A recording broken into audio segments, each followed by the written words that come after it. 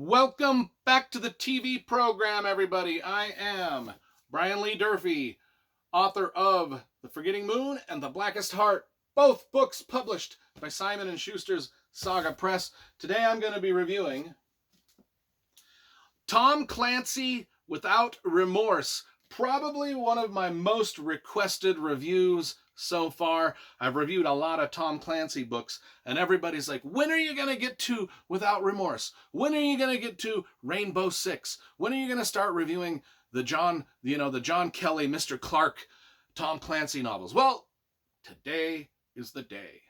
This came out in 1993. I've got the hardcover version, the first edition, and I got a little paperback edition. I also have the audible.com.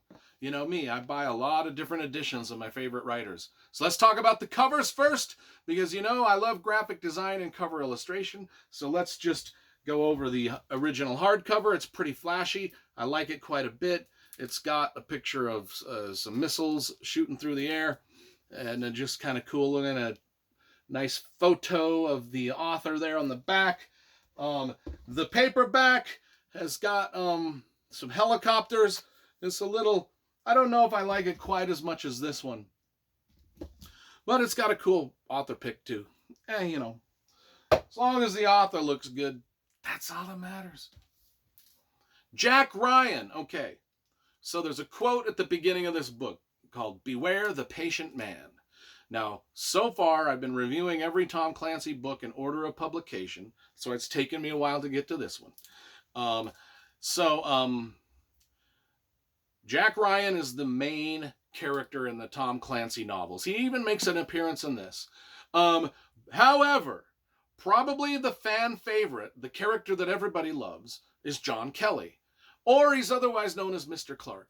He's sort of the badass of the series. He's like the get shit done guy of the entire Jack Ryan series. I mean, he's the assassin, the killer, the spy, the dude that does everything. He's like the original, like Jason Bourne and John and Mr. Clark here. Those are sort of the precursors to all of our badass characters that thriller writers are writing today, like the Gray Man, Scott Harvath, Brad Thor's Scott Harvath, or even Lee Child's Jack Reacher, or Vince Flynn's Assassin. I mean, John Clark was the icon that started it all.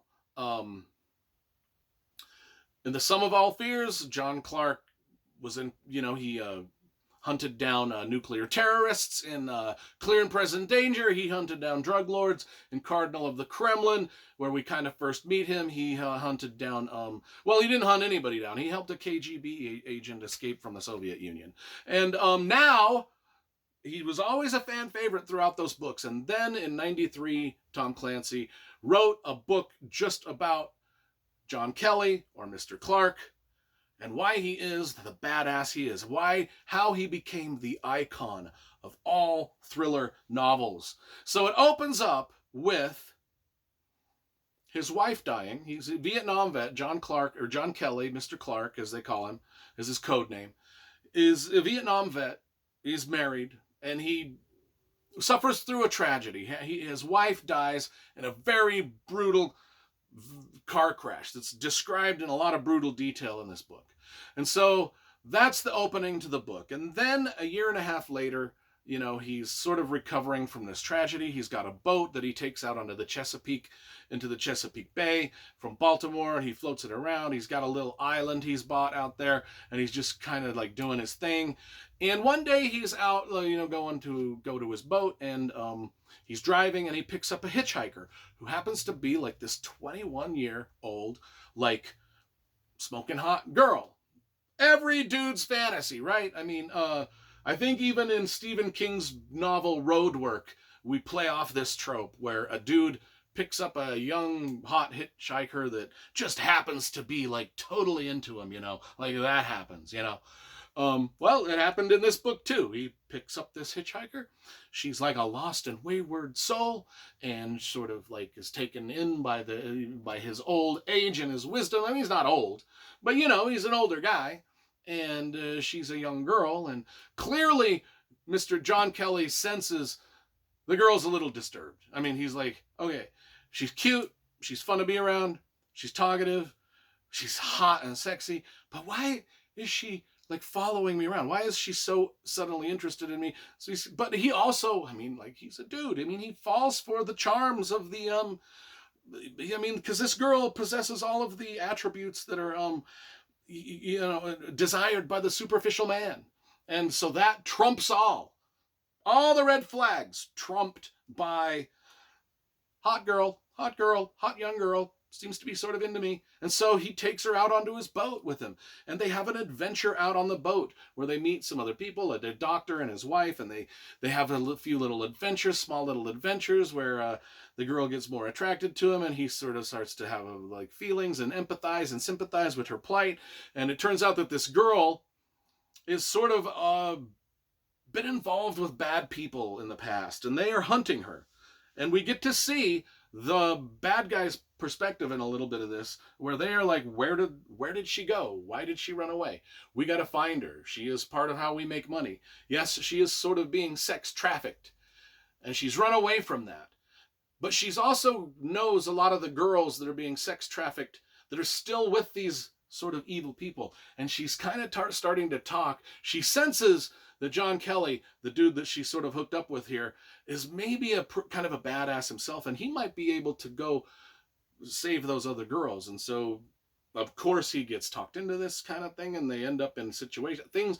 Let's just say things go ass over teapot. I won't explain what exactly happens, but things don't turn out that well in this scenario for obvious reasons. Not only that, but John Kelly still works for the United States government, and as all this stuff is playing out, the government also has an assignment that he has to do for the government, and it is to go.